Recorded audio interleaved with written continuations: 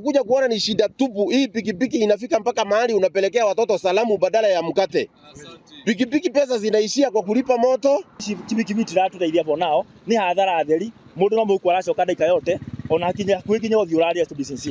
Walikuwa wametupromisi chanja na saa hii ukienda pale unaongelezwa vibaya, wanaruka mtu.